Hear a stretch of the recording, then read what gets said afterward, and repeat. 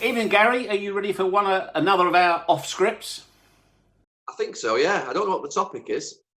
Good. It's always, but that's why it's called off script. It's not only off script; it's off the cuff as well. Got to say, your hair's looking nice. Who attacked that? I I was sat at home last night thinking it's too long and thinking I'm going to get a haircut for the next few weeks, so I let the kids do it. Yeah, I might have to get the garden shears out for my quiff, but there you go. Now, I want to talk to you about something, despite all your years in football, something that you personally have never experienced. A goal? And now you've scored a transfer because you're a one club man, but even though you've never experienced it, you experienced players coming into your club, players leaving your club, what it create, the whole thing. So, but let's start with you first of all. Was there ever a point, or was there ever a conversation where another club came in for you that you were aware of? None that I've ever been made aware of, and none that I ever know of. And I would imagine probably Sir Alex in his post Manchester United career or in his interviews when I left the club would have said that somebody would have come in for me or something like that would have come out. So no, I'm unaware of any interest that's ever been shown in me. Was there ever a point? Now, obviously, you know, you're the club you supported as a boy, and also a hugely successful club. But was there ever a point where you thought, "This is great, but I'd like to experience something else different in life as a player"? Never for 1 second did I ever take the blinkers off. I could never understand, for instance, when just before David Beckham left, I knew probably a few months before that there was probably something brewing. I couldn't get my head around it at the time, being so Manchester United, how any player that was at the club would ever think to want to leave. I just couldn't compute it at all. And for myself, it never once entered my head. I mean, my contract negotiations, the longest was probably 3 meetings. That was maybe when Peter Kenyon was the CEO. They were normally done inside 1 meeting or 2 meetings maximum. They were always long contracts. I think I signed a 4-year contract when I was 18, a 5-year contract when I was 19 or 20, a 7-year contract when I was 22, a 6-year contract when I was 26, and a 5-year contract when I was 29, and then 1-year contracts from 34 up to 36. I literally was always in contract. And I know it sounds crazy, but it actually struck home to me actually this week, thinking about players during this coronavirus period, and thinking back, not from a playing point of view, but thinking back how I was as a player. I always saw security as being really important, and you're always been in long contracts. And I remember speaking to a few players in January that we were trying to sign with Salford, thinking about a conversation with one of the players that we eventually did sign. He was out of contract in the summer, who was toying between letting his contract run to the summer or signing a 2.5-year deal with us. And in the end, he chose to sign a 2.5-year deal with us. Oh, what a good shout that is now. Honestly, Geoff, when you think about the precarious situation that probably about 1,500 players are going to be in 2 months' time that are out of contract. I know that everybody in football always talks about the 200 grand a week players, but it's going to be an incredibly difficult time for a lot of players who are earning probably £300, £400, £500 a week, £200 a week in the lower leagues, National League players on 150 quid a week. In terms of the players who have let their contracts run down, there will be some who will be able to rise above it because of the quality, but there'll be some that are out of contract in the summer who've made a choice to let the contract run down, thinking that the magic money tree that is football is going to continue, and there is going to be a huge correction coming. So in terms of going back to my own personal situation, I always felt, and it was coming from my family really, that security was really important. Having your contract tied under and tied down was critical. And I think it was the right approach, but probably meant that I didn't, players who allow the contracts to run down, they roll that dice, but then they can get a lot more money out of it. Some players at United ran the contracts down to Bosman and profited healthily from it because they obviously were, in a far more stronger position to negotiate a higher wage. But I never saw that as being my route forward. I always took the longer contract and wanted the security of knowing I was at United. Of course, transfers have always been part and parcel of football, a huge part of football. But when you said it didn't compute with you, say for instance, when David Beckham was thinking about leaving, did you find it harder when it was somebody who was a member of the class of '92 when they were leaving, as opposed? Did it feel like one of the family was leaving? Yeah, I remember David leaving. I don't know if you remember. It was actually he whispered to me on the pitch at the end of a game, and the newspapers read his. Let read him, yeah. They were lip reading him, if you remember. And I think his words were, "I think they want to sell me." And at the time, Madrid and Barcelona were in for him. And I, at the time, said to him, "Just sign the contract, stay at the club." I think he wanted to go. Part of him wanted to go and experience Barcelona and Real Madrid, or one of them. He always saw himself beyond, I think, Manchester. As much as he loved United, his family were. I mean, his mum and dad still watch United every week now, nearly. Yeah. And absolutely obsessed with the club. I always felt that he had an incredible vision about what he wanted to do with his life. And obviously, about 10 days ago, 2 weeks ago, I was in Miami and was covering his first game, or supposedly was going to be covering his first game for his new club in Miami. And I remember being asked a question out whilst I was out there at the age, I'm obviously 45 now, and thinking, what I thought at the age, mid-20s when David left Manchester United, I couldn't understand it. But then when I saw the furore around his first game in Miami, and I think that, he's played at Real Madrid, he's played at AC Milan, he's played at Paris Saint-Germain, he's played in LA, he's now got a club in Miami. His wealth of experience and his experiences that he's had in his life are just out of this world. And obviously, if he'd have stayed at Manchester United, he would never have experienced them.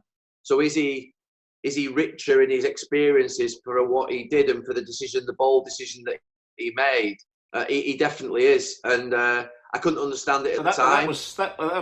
That's 20 years on, but at the time, you say you couldn't understand it. Even though you remain incredibly close as friends, did it cause friction in the friendship?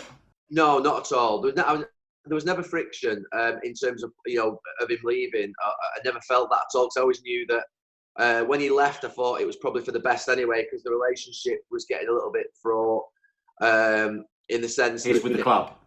No, just generally, you could see that it was coming to an end. And I think my line was after it finished was that it suited both parties, and probably to this day I still think that. But I was devastated because it felt like the gang were breaking up, and I remember I remember exactly the moments of when Phil and Butty left. We were on tour in America with Nicky, and I knew that Nicky and Phil, we all knew what each other were thinking all the time. We'd always go around to each other's rooms on the away trips. We'd always be sat in the same seats on the bus talking to each other. So there wasn't anything about each other we didn't know. And Nicky had become, a little bit more frustrated with 25, 30 games a season, playing and then being in the team and out of the team. And he just said, look, but there's an offer come forward. I want to go and play for Newcastle. I feel like I need to go and be number one. I don't want to be, number 3 and 4 anymore. And I remember him leaving that tour. We were in tour in America. I remember him, going back to England to obviously sign for Newcastle. And the only feelings that I've ever had like that in football were when, say, for instance, Gazza, Phil, Nicky were left out of the England squad under Glenn Hoddle in '98. When you see your teammate getting sort of leaving you and leaving a camp and going back, and that's it, they've gone. It was extremely sad. And Nicky leaving was another big disappointment, but you obviously know that it's going to happen one day. And then when Phil rang me up one Sunday and said, "I've made the decision, I want to leave," and I said, it's a big call. You're playing a lot of games at United, winning trophies.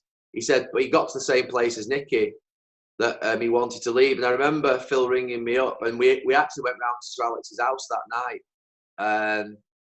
And went and saw him, and I actually remember there being a few tears, to be honest with you, amongst the family, in the sense that obviously we've been at United, and even now I feel a little bit emotional in the sense of we've been at United since the age of, I've been there since I was 11, and Phil had been there since he was 13, and going seeing Sir Alex to say, look, that he wants to leave, the boss said, well, look, you're an important part of this squad. I want you to stay, son, but I'll also respect the fact that you want to go and play football every single week. And Phil wanted to go and play football every single week.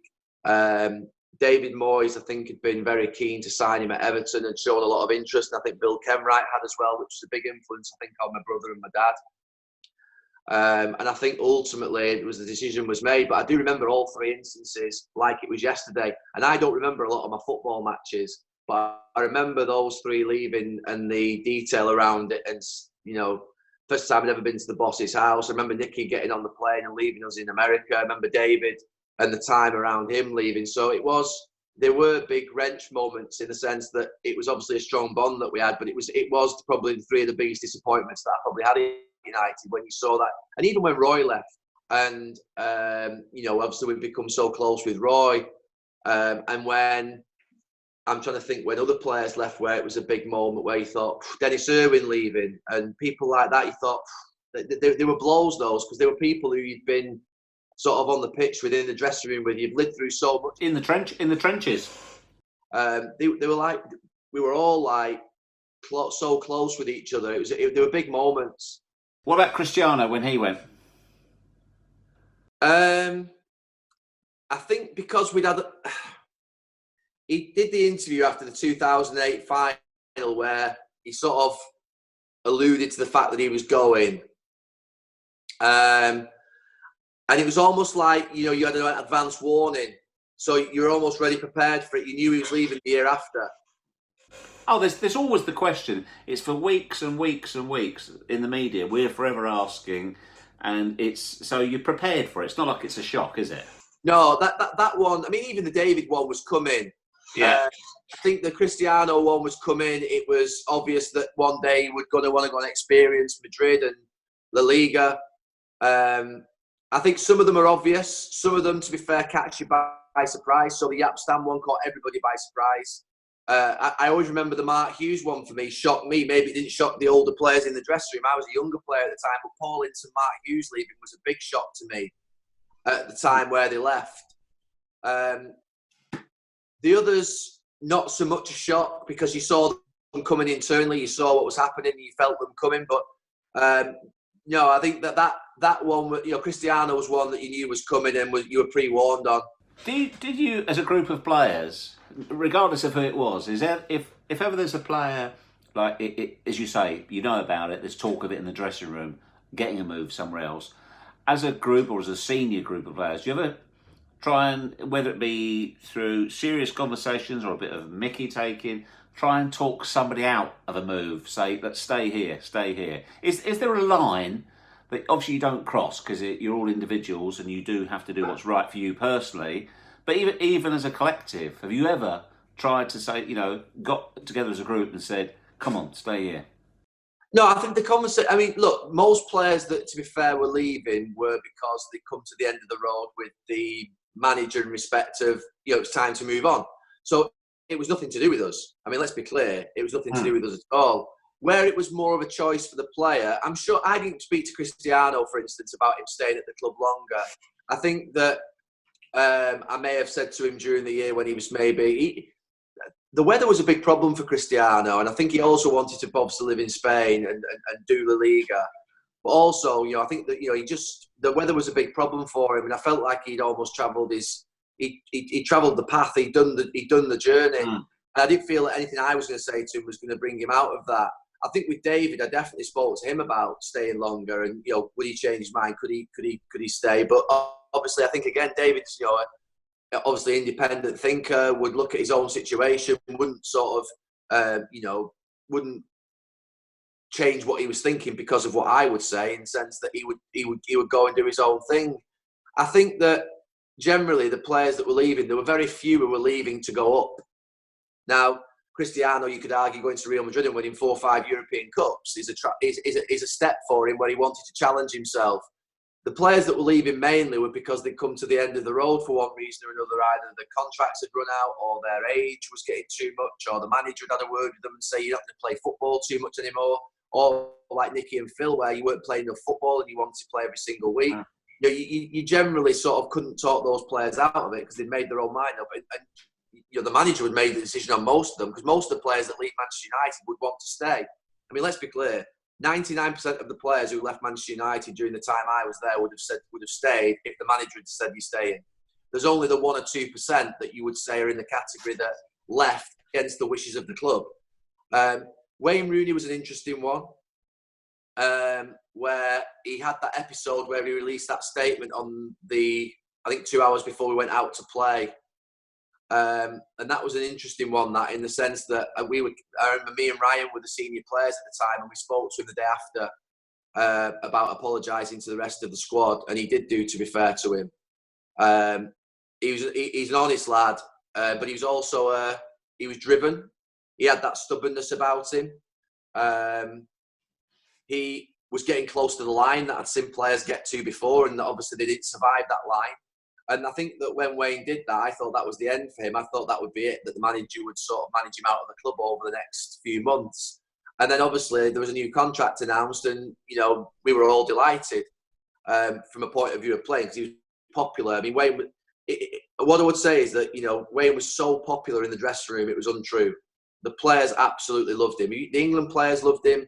When I was a coach, when I was a player, the Manchester United players loved him. There's no one didn't like Wayne Rooney. So I think they forgave him for what would be his reasons for doing it because they liked him so much and he built up so much credit with us. And to be fair, you've got to understand that one of the things that I think we had in the dressing room over a 20-year period was tolerance of each other.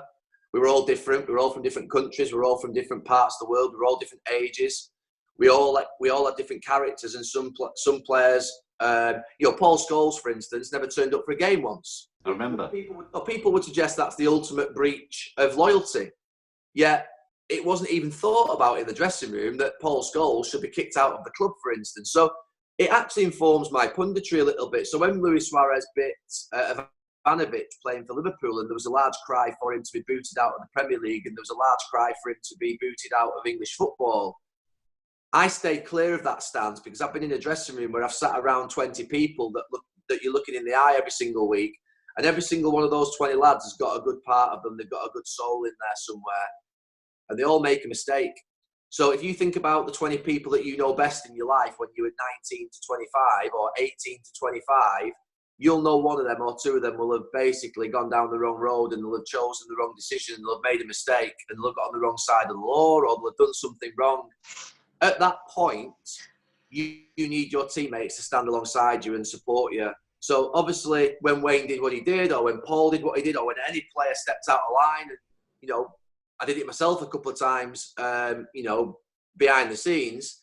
Ultimately, you want your 20 people in that dressing room to rally behind you and tolerate what you've done and accept that you can apologise, you can make a mistake. So I think just coming into it, Wayne was an interesting one. Obviously, there was talk of him going to City. There was talk of him going to other clubs. And I think we did speak to him at that time. And I think ultimately the manager makes the decision. I mean, one thing I want to be clear about Manchester United, 99% of the transfers that happened coming into the club, we didn't have a clue about. And 99% of the players that were leaving the club, we didn't have a clue about until probably the day before or the day of it happening. So he managed the whole club when it came to those things. There was very rarely that you knew something was brewing, that you had a chance to be able to speak to somebody, to be able to say, oh, stay, because it was usually done before you even knew about it. How would you sum up, or what would you say defines, in your period at the club, Sir Alex Ferguson's transfer policy? What was his policy? His policy was to promote youth wherever possible from within. That was number one, before he even looked at the external market. 2 was to look at, I think, the best players in the Premier League that he knew he could trust and could still have growth and could be with the club for a long time.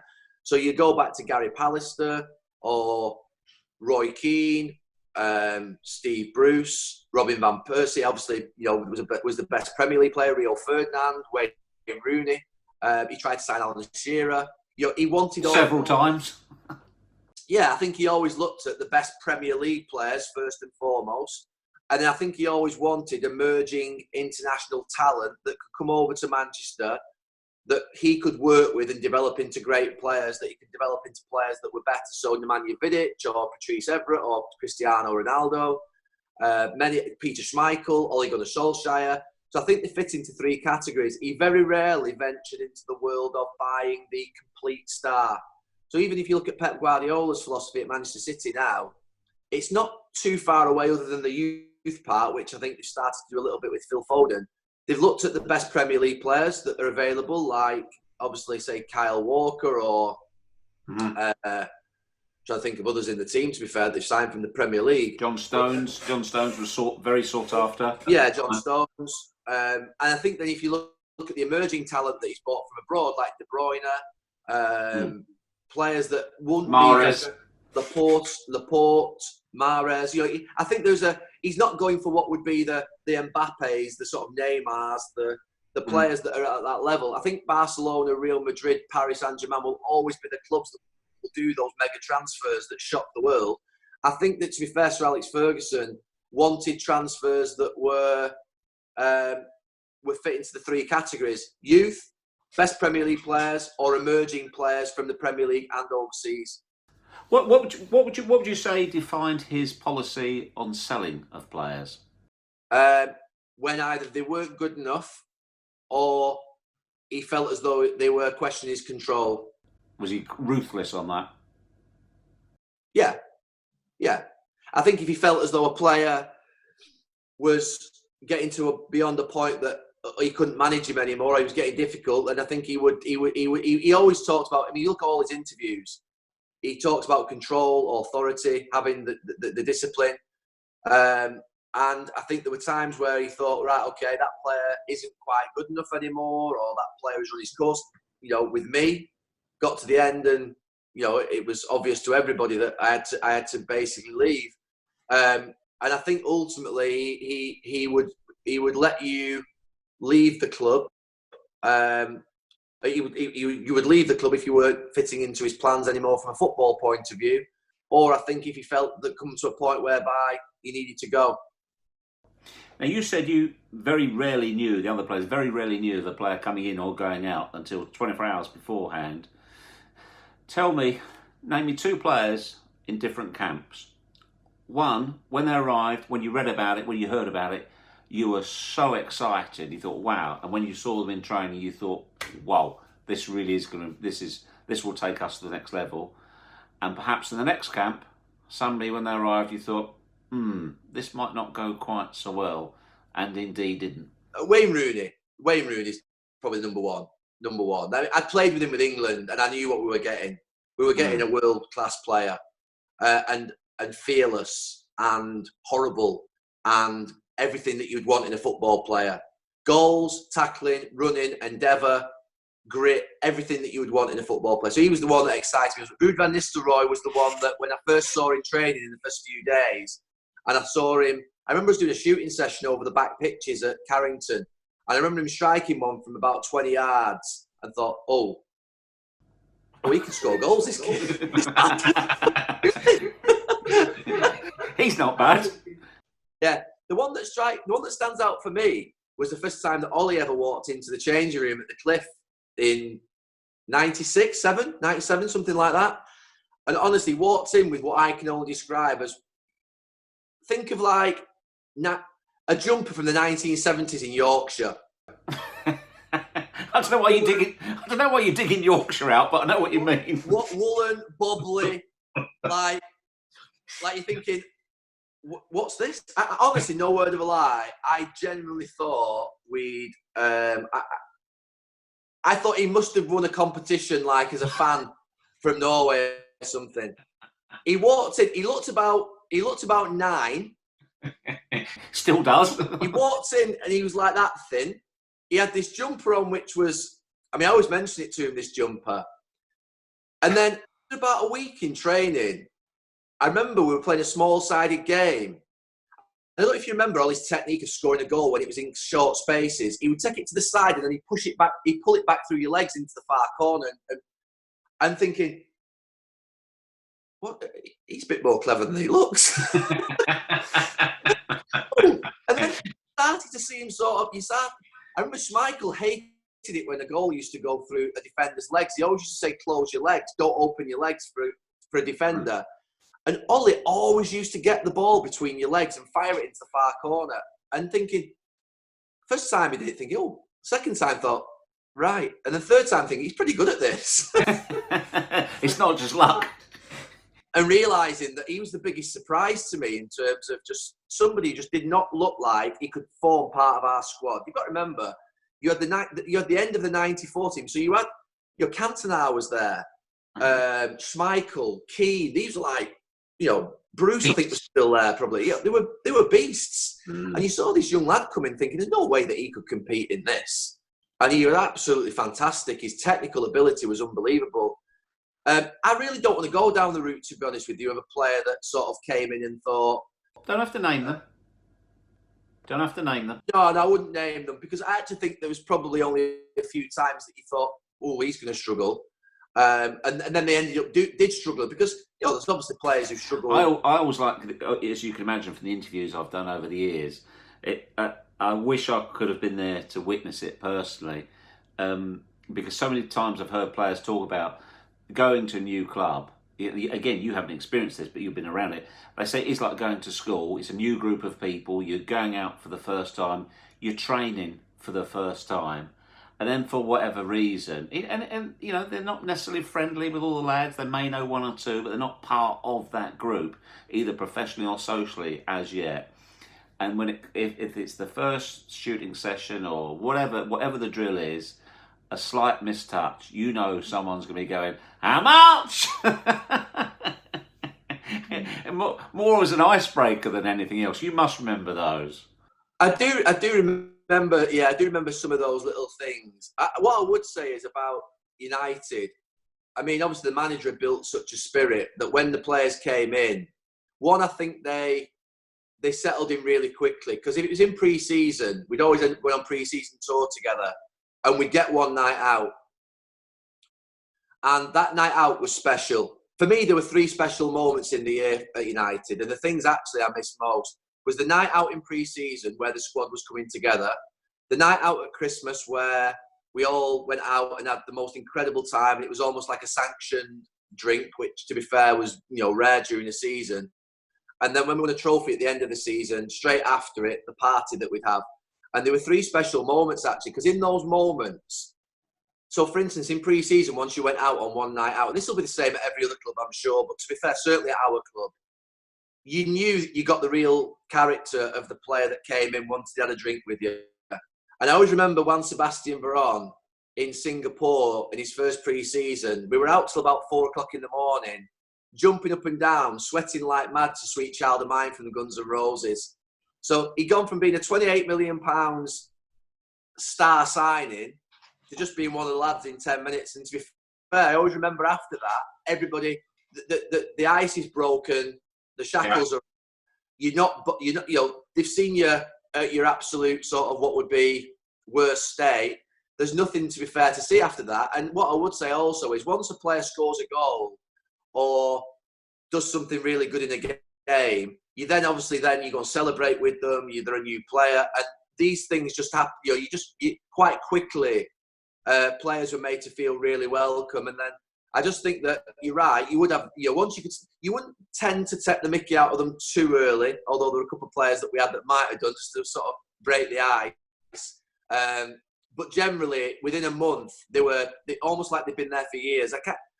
Do you hear many stories in Sir Alex Ferguson's period, Geoff, where you hear of players saying, I didn't settle in with the lads, or I didn't settle in with the manager, or I didn't settle in with the coaches?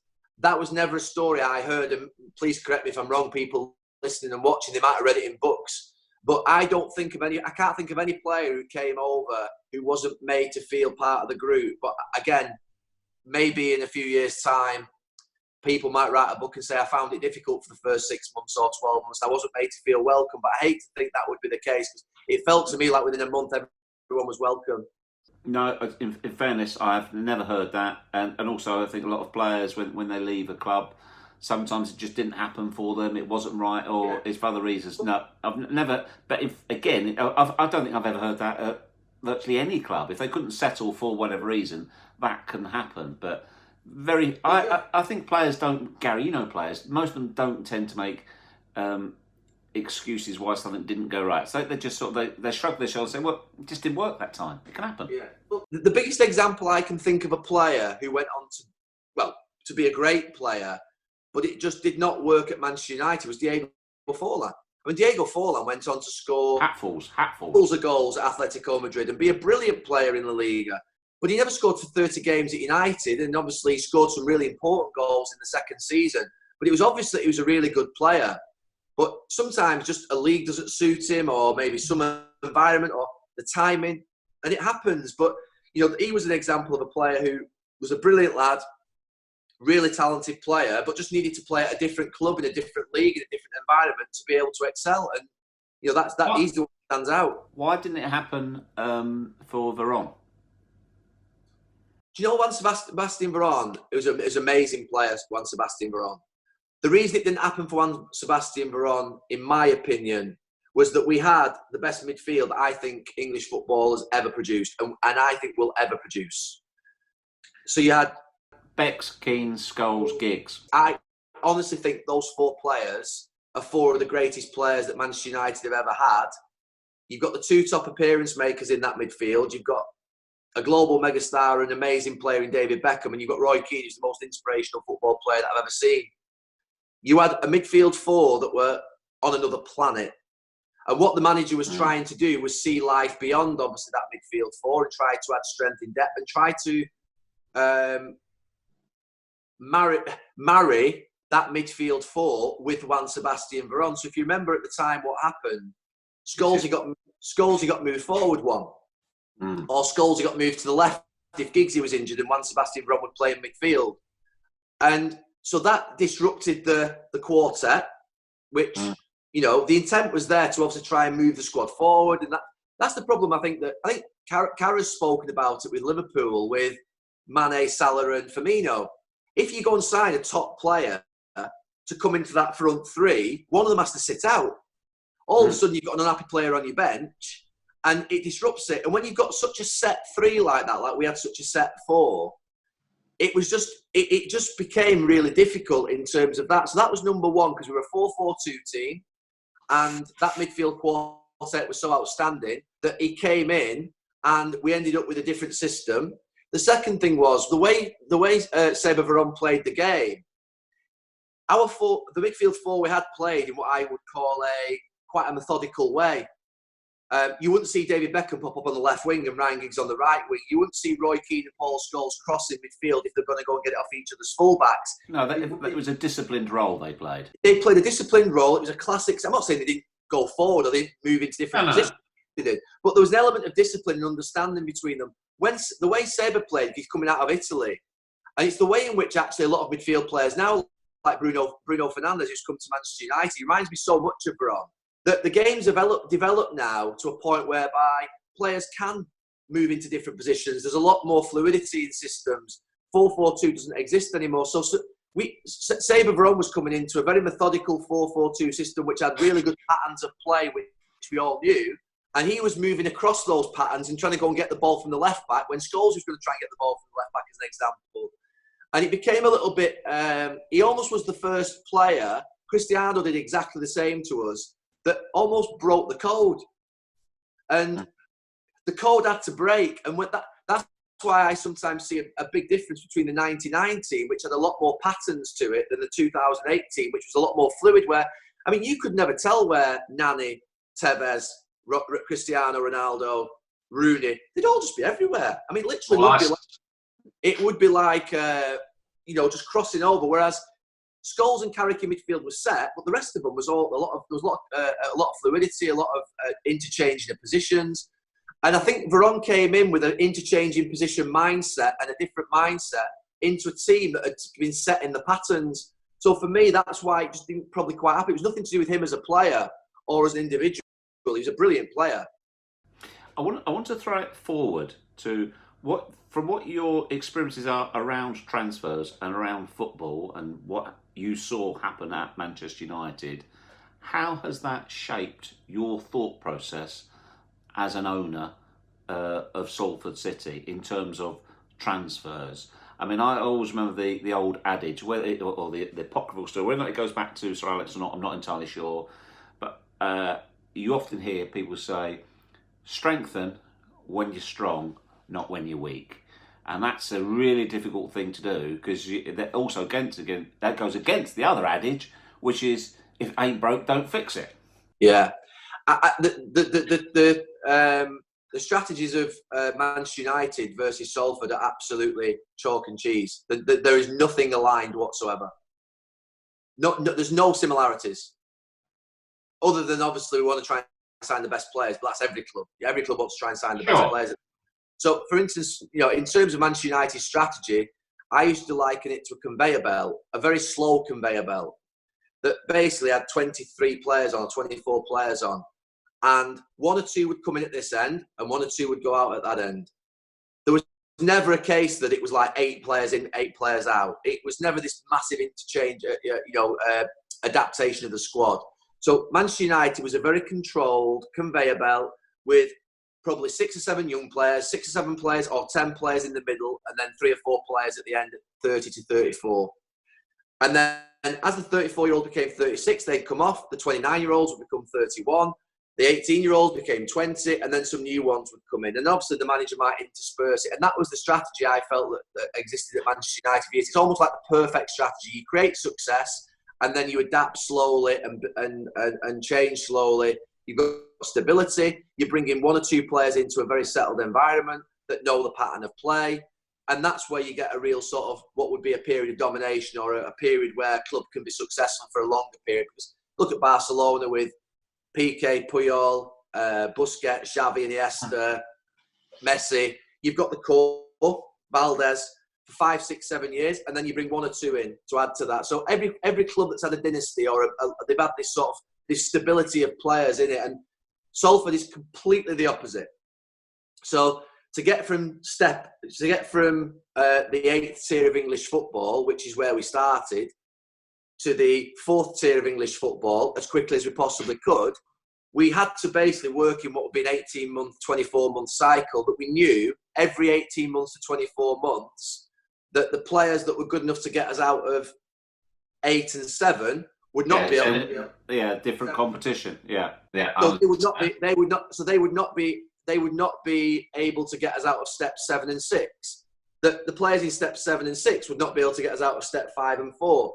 So the strategy, to be horses for courses. Yeah, the strategy is just completely different. We've had a big changeover of players probably every 18 months to 2 years, sometimes every 12 months, and we have to manage that. We have to obviously look at that. It's more difficult. You'd like, to be honest with you, to be able to keep players longer, but you know full well a player who was with you at the very beginning. I always think of going back to sort of step 8. It's not step 8 actually, tier 8 I call it, because it's basically the 8th league, Premier League being 1. I think of the players in that first season and think of, say, Chris Lynch, our captain. Chris Lynch was an amazing player for the club. It makes me feel warm when I think about that player. Chris Lynch played at step 8 or tier 8 and tier 7, but he wouldn't play, say, for instance, in the Football League. So it's just a natural progression that Chris had played with us for all those years, played at that level for all those years, that you knew full well you're going to have to be saying goodbye to him at some point. Same with, say, Danny Webber and Gareth Seddon, who was stepping down in their career. So it was completely different, and you couldn't compare. Okay, I want to round this up, and we are now into the realms of a hypothetical question. If you had decided that you were going to leave Manchester United for whatever reason, although you say if the boss had decided you were leaving, that was first and foremost the case, which would either be through rewarding your loyalty or deciding you were no longer beneficial to the squad. Where, if you allow yourself to imagine, where do you think you would like to have gone? Whether it be another club, could you have played in the Premier League against Manchester United, or would you like to have gone abroad? Geoff, I'm fortunate, to be fair, that I'm fortunate in the sense that once I got, because I signed a 5-year deal or 6-year deal when I was 29. A 5-year deal when I was 29, it ran out at 34. I'd made the decision, because I got injured at 32, I'd made the decision that if Sir Alex came up to me at the age of 34 at the end of that contract and said, Gary, I want, your time's up, I was never going to go and play for another club. I made that decision that I only wanted Manchester United next to my name. However, if he'd have come to me at the age of 28 and said, Gary, your time's up, of course I would have gone and played for another Premier League club. I would have had to have done, because ultimately I'm a football player. Who would you have fancied playing for? It would never, I mean, not that they would. We can rule out two clubs for a start. Three, you can rule out three. I would never have played for City or Liverpool or Leeds United in a million years. I don't criticise or feel any bad towards the players that did do that. Me personally, I could never have gone and played for those three clubs. Not because they're not great clubs in their own right, or because they've got big fan bases, or etc. Just the rivalry is too much, the feelings too much. You sure? What if the manager of any of those clubs at the time had come to you and said, "Look, Gary, we know about your United tradition. We know what you feel, but we will make you captain. I can't say build the team around you, because that would be fantasy. But you're a really important part of this, and you believed in that person." No, Geoff. It's hypothetical. They would never have approached me, because I think they realised that it would have been too controversial a move. And secondly, I would never have gone to play for any of those three clubs. Okay, so that's those three out. Who would you have played? Who would you like to have played for had you had the chance? The club that, if you said to me in the perfect world, in my years of sort of growing up, so in my years of playing in the Premier League, which clubs would I say in the Premier League did I think they've got some real tradition? They're a proper club. Arsenal would be number one. In terms of, you used to go into Highbury and you used to just feel the tradition of the place. And I just felt they always did things the right way. The clubs in Europe that I always admired were Juventus and Bayern Munich, because we played a lot against them in the late 90s and the early 2000s. And I just respected them as football clubs in terms of the teams that they had. And Bayern Munich, I always felt were meticulous in the preparation. So for me, Bayern Munich would be the club that I would choose internationally. And in the Premier League, it would be Arsenal. Not that Arsenal would ever want me, or that I would ever want to go to Arsenal, but I think that would be the club that, to be fair, would probably say I've got the most tradition in terms of history. I also like Aston Villa. So Aston Villa obviously were a Premier League club many years ago. I would say Aston Villa were a club that I also... Newcastle are another club. In fact, I play for anybody. Anybody that'll have me. But 28, 29, if Sir Alex had said go, I would have said Newcastle, Arsenal and Aston Villa were the three clubs that I looked at, and I admire a lot of clubs, but those three would be the ones.